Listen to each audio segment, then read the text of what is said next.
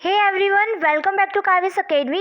Here I will discuss CSR NET General Aptitude 2019 paper solution. Okay, तो ये part second video है. Part first के अंदर भी मैंने CSR दिसंबर 2019 की कुछ क्वेश्चंस को सॉल्व कराए थे. तो अगर आपने वो पार्ट फर्स्ट नहीं देखा है तो प्लीज़ मेरे चैनल पे विजिट करके उस पार्ट फर्स्ट की वीडियो देख लेना. तो अगर आप मेरे तो स्टार्ट करते हैं. First question, a cyclist cover a certain distance at a constant speed.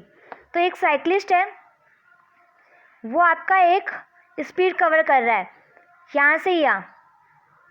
Okay, suppose constant speed, suppose कर लो ये इसने टाइम लिया 1 आवर का. If a jogger cover half of the distance, दूसरा है पर्सन, वो उसका हाफ ही डिस्टेंस कवर कर रहा है ना. इसको सी मान लेते हैं, इसको बी करते हैं. उसका हाफ ही डिस्टेंस कवर कर रहा है and the double the time, और टाइम भी कितना ले रहा है, डबल ले रहा है. मीन्स ए से सी जाने में साइक्लिस्ट 1 आवर ले रहा है, तो ये जो जॉगर है उसकी हाफ डिस्टेंस में उसी का ही डबल टाइम ले रहा है, मीन्स 2 आवर. तो यहाँ पे पूछा गया है the ratio of speed of the jogger to that cyclist. तो यहाँ पे जॉगर अपन साइक्लिस्ट का स्पीड पूछा गया है. तो आपको क्या करना है, सबसे पहले आपको टाइम पता होना चाहिए. अगर ए से सी ये आपका साइक्लिस्ट 1 आवर ले रहा है, तो जॉगर आपका ए से बी अगर 2 आवर ले रहा है, तो वापस और बी से सी कितना लेगा, 2 आवर लेगा. तो यहाँ पे टोटल डिस्टेंस कितनी हो जाएगी, 4 आवर. तो जॉगर तो आपका टाइम ले रहा है आपका 4 आवर्स, और जो आपका साइक्लिस्ट है वो ले रहा है 1 आवर. 1 आवर में, और डिस्टेंस दोनों की क्या है, कांस्टेंट है, ए से सी जाना है दोनों को. तो देखते हैं यहाँ पे स्पीड का रेशियो पूछा गया, तो हमें स्पीड कैलकुलेट करनी है. तो यहाँ पे आपका स्पीड का जो फॉर्मूला आता है that is the distance upon time. तो डिस्टेंस यहाँ पे कांस्टेंट है दोनों को ए से सी ही जाना है ना. तो यहाँ पे डिस्टेंस कांस्टेंट है, बट टाइम दोनों का अलग ही. एक साइक्लिस्ट लगा रहा है 1 आवर का टाइम, और जो आपका जॉगर है वो आपका ले रहा है 4 आवर्स का टाइम. तो यहाँ पे आपको पहले टाइम का रेशियो निकालते हैं, देन आफ्टर आप स्पीड का रेशियो निकालेंगे. तो अगर टाइम साइक्लिस्ट अपॉन जॉगर, अगर मैं इसका रेशियो निकालूँ, तो आपका साइक्लिस्ट ले रहा है, कितना टाइम ले रहा है, 1 आवर का, है ना. और जॉगर आपका कितना ले रहा है, 4 आवर का टाइम. तो मैं ऐसे लिख लूँ 1/4 C/Z. ओके, अब यहाँ पे क्वेश्चन में क्या पूछा गया, क्वेश्चन में आपको पूछा गया speed of jogger upon speed of cyclist. तो क्वेश्चन में क्या पूछा गया, speed of jogger upon speed of cyclist.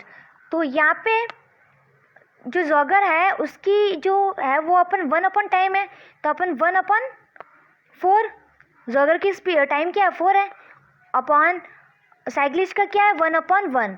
तो उसको जब सॉल्व करेंगे तो आपका आएगा 1/4. तो speed jogger upon speed cyclist 1/4,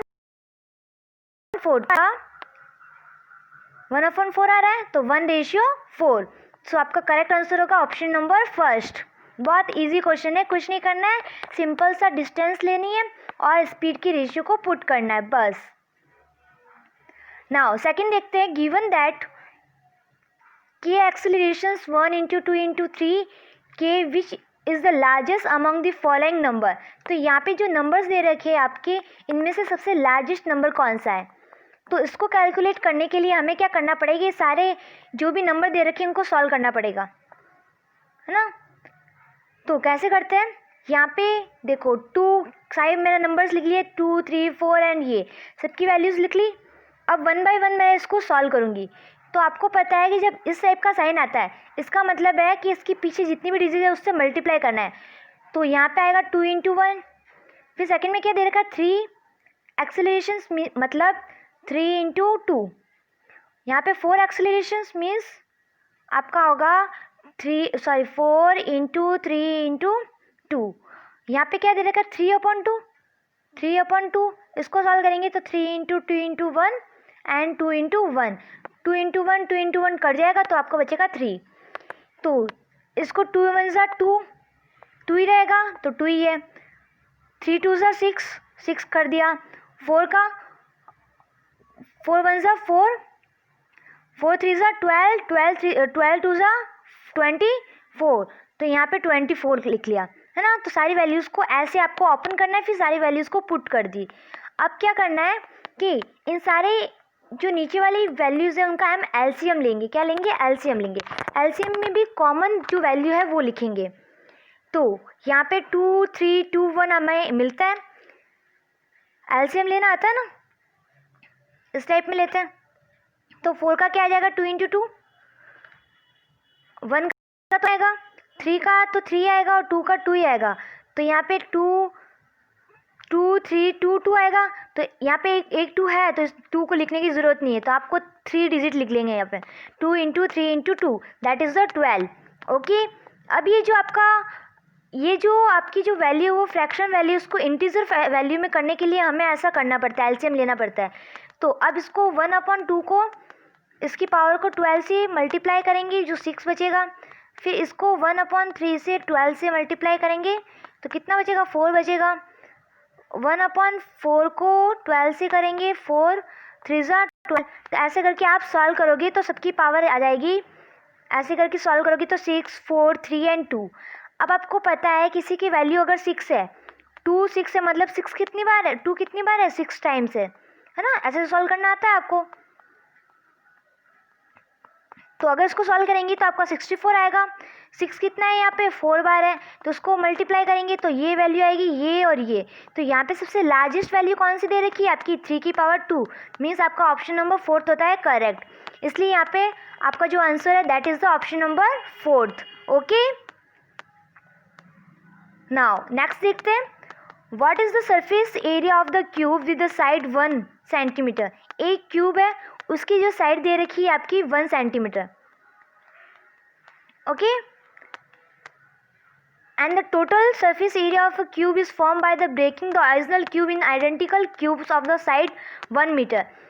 एक तो ये साइड होगी, इसको लार्ज क्यूब मान लेते हैं। दूसरा क्यूब है आपका, वो छोटे छोटे बहुत सारे हैं, है ना, उन सब की साइड है आपकी 1 mm। तो यहाँ पे पूछा गया इन सब क्यूब का टोटल एंड इस क्यूब का टोटल, इस क्यूब का, इन दोनों का रेशियो लेना है। इसके टोटल नंबर ऑफ क्यूब और इस लार्ज क्यूब का रेशियो लेना है सरफेस एरिया का। तो ये कैसे करेंगे? तो इस सरफेस, तो यहाँ पे हमें नहीं पता है कि यहाँ पे जो टुकड़े की ये कितने पीसेस है ना, तो इन पीसेस के नंबर हमें कैलकुलेट करने पड़ेंगे। तो कैसे करते हैं देखते हैं क्वेश्चन को। बहुत ईजी क्वेश्चन है।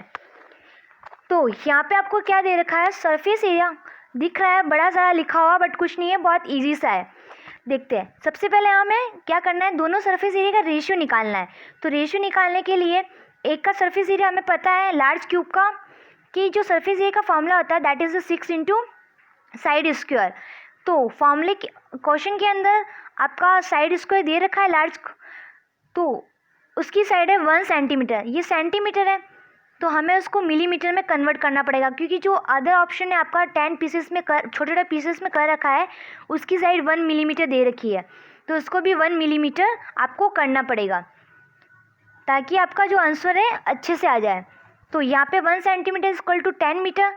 कुछ नहीं करना, अब इस 10 मीटर को साइड है, ये साइड को सरफेस एरिया में पुट करना है। पुट कर दिया तो 6 मल्टीप्लाई साइड की थी 10 मिलीमीटर अपॉन 2, ये आपका निकल जाएगा surface area of large cube, है ना। तो यहाँ पे आपका आएगा, जब सॉल्व करोगे 600 मिलीमीटर स्क्वायर। अब हमें लार्ज सरफेस क्यूब का निकल गया। अब हमें निकालना है स्मॉल, जो इतने सारे पीसेस हैं उसको पहले टोटल करना पड़ेगा, फिर उसको सरफेस एरिया निकालना पड़ेगा। तो हमें नंबर ऑफ स्मॉल पीस निकालना है, तो क्या करना पड़ेगा? This big cube 1 centimetre side is breaking into the cube of 1 millimetre length. इसी क्यूब को छोटे छोटे टुकड़ों में कर रखा है, तो उसकी साइड फिर छोटी हो जाती है, 1 मिलीमीटर हो जाती है। तो इसका मतलब है इन दोनों का वॉल्यूम है वो दोनों का बराबर होगा। तो हमें क्या करना है? इन दोनों के वॉल्यूम को सामने सामने रखना है। ओके, ये आपका बड़े वाले क्यूब का वॉल्यूम, ये आपकी छोटे वाले क्यूब का वॉल्यूम, और उसको नंबर से मल्टीप्लाई करेंगे। हमें क्या निकालना है? इसका नंबर ऑफ स्मॉल क्यूब निकालना है, ये निकालना है। इसके लिए क्या करेंगे? इसकी वैल्यू को हमें सामने रखना होगा, सामने रखना होगा, तो जिससे हमें क्या मिल जाएगा? अपने नंबर्स मिल जाएंगे। तो देखते हैं कैसे करते हैं। बहुत ईजी सा क्वेश्चन है।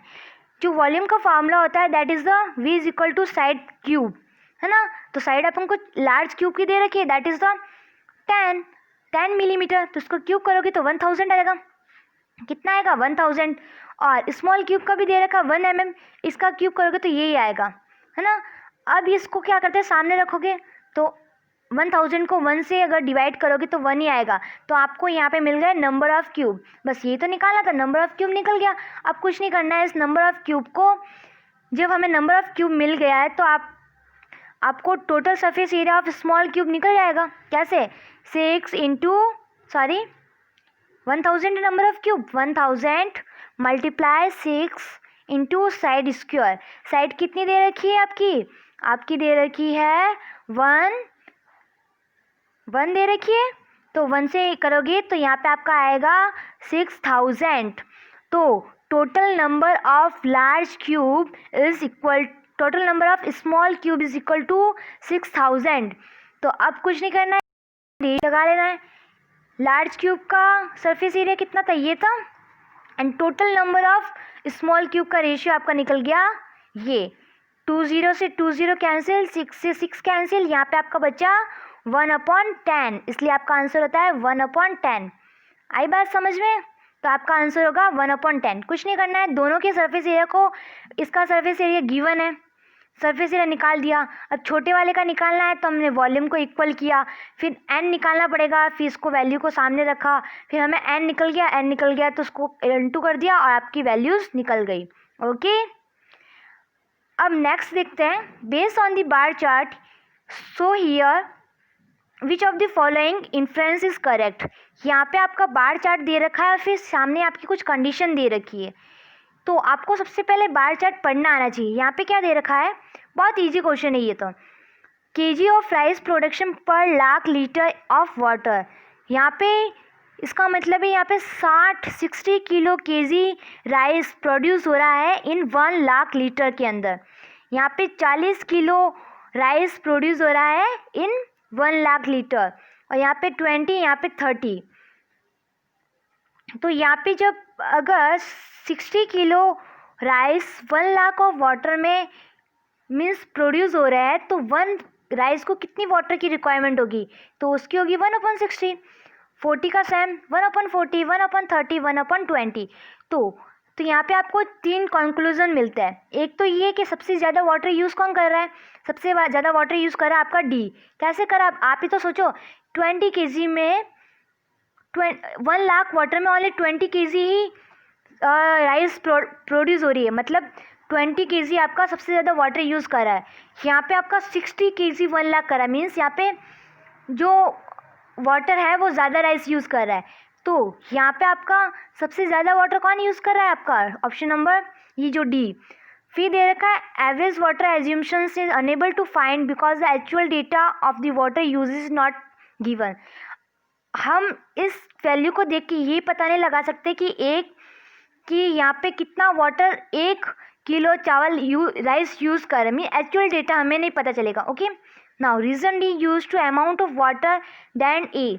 तो आपका जो डी है वो सबसे ज़्यादा वाटर यूज़ कर रहा है कंपेयर टू ए। तो ऑप्शंस देखते हैं, reason A use a maximum water पर केजी। क्या रीज़न ए सबसे ज़्यादा वाटर यूज़ कर रहा है, देख लो, सबसे ज़्यादा तो वाटर आपका डी यूज़ कर रहा है, ए कहाँ से करेगा, तो यहाँ पे ये तो गलत हो गया। Average water consumptions of a 4 region is 37 lakh litre. अब यहाँ पे चारों का एवरेज निकाल रखा है कि कितने वाटर यूज़ कर रहे हैं, तो एवरेज दिया ही नहीं है तो कैसे एज्यूम करोगे। थर्ड दे रखा है the region D uses to is the amount of water use by the region a KG per of rice. तो आपका डी ज़्यादा वाटर यूज़ कर रहा है, 3 गुना ए से, तो ये सही है।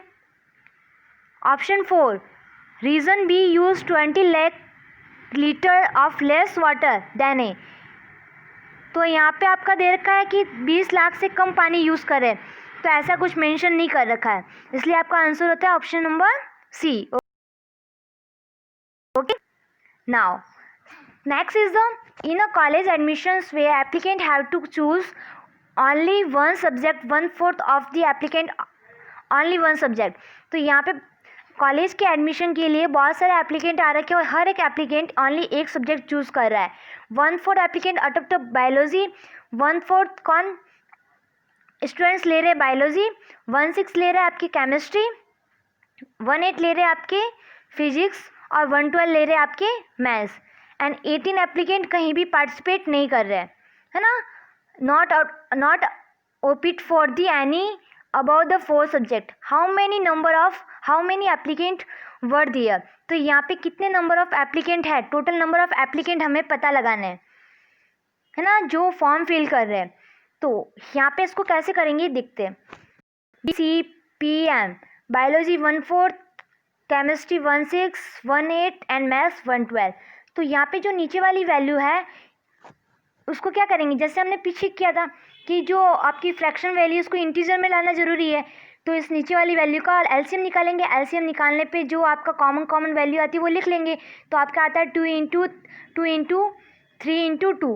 ओके, तो इसका आंसर आपका मल्टीप्लाई करोगे आपका आएगा 24.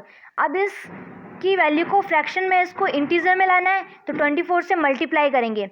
तो यहाँ पे आप लिखोगे 1/4 × 24, दैट इज़ द 6 स्टूडेंट. यहाँ पे ये जो एप्लीकेंट है वो आपने एज्यूम किया है कि 24 हो सकते हैं. आपको इस आंसर में अप्रोप्रिएट आपको नंबर ऑफ एप्लीकेंट निकालने हैं. तो कैसे निकालेंगे देखते हैं. तो यहाँ पे सबसे सारे एप्लीकेंट जो आपका एज्यूम वाली वैल्यू कर देंगे, मल्टीप्लाई है इस टाइप का आ जाएगा. तो 6 student, 4 student, 3 student and the 2 student. Total number of student is 15 student. Okay, तो यहाँ पे आपका अगर 15 स्टूडेंट है तो रिमेनिंग आपने पीछे देखा था, तो अगर माइनस करेंगे 24 से 15 that is the 9. But 9 remaining बचा है जो कोई भी फॉर्म ने फिल नहीं किया है. बट क्वेश्चन के अंदर क्या दे रखा था, 18 दे रखा था हमारे, है ना. 18 दे रखा था मीन्स ये जो स्टूडेंट है इसका डबल वैल्यू दे रखी है. इसका मतलब है अगर ये डबल वैल्यू है तो आपका टोटल नंबर ऑफ एप्लीकेंट भी आपका डबल होना चाहिए. तो इसलिए आपका आंसर आता है यहाँ पे 48. ओके, ये हुए आपके जनरल एप्टीट्यूड के क्वेश्चंस. तो यहाँ पे हमने नेक्स्ट 5 क्वेश्चंस को सॉल्व किए. मेरी जो लास्ट वीडियो थी पार्ट फर्स्ट, उसके अंदर टोटल 5 क्वेश्चंस को सॉल्व किए थे. मीन्स आपके टोटल 10 क्वेश्चन सॉल्व हो चुके हैं. आपके पार्ट ए के अंदर 20 क्वेश्चंस आते हैं, उसमें से 10 क्वेश्चंस मैंने सॉल्व करा दिए. नेक्स्ट जो 10 क्वेश्चन है वो मेरी नेक्स्ट पार्ट थर्ड के अंदर मैं सॉल्व कराऊंगी. ओके, तो अगर आपको वीडियो पसंद आई तो प्लीज़ लाइक करना, शेयर करना एंड सब्सक्राइब करना. आई नो हम लाइफ साइंस के स्टूडेंट हैं तो इस टाइप के क्वेश्चन समझना मैक्सिमम स्टूडेंट के लिए थोड़ा कॉम्प्लिकेटेड हो जाता है. बट कोई बात नहीं, कोई भी चीज़ हार्ड नहीं होती है ना. हम हर चीज़ हम पॉसिबल बना सकते हैं अगर हम मेहनत करेंगे तो हो जाएगा, ट्राई करेंगे तो. ओके, सो अगर आप कंटिन्यूस PYQs अगर आप सॉल्व करते हो तो आपका माइंड लेवल ऑटोमेटिकली इंक्रीज हो जाएगा. और एग्ज़ाम में भी अप्रॉक्स 20 क्वेश्चंस आते हैं, उसमें से 15 अटेंड करने पड़ते हैं. तो आप 10 तो कर ही लोगे अगर आप PYQs को अगर सीरियसली अगर आपने मिला लिया तो. Okay, so thank you so much for watching my video. Bye bye.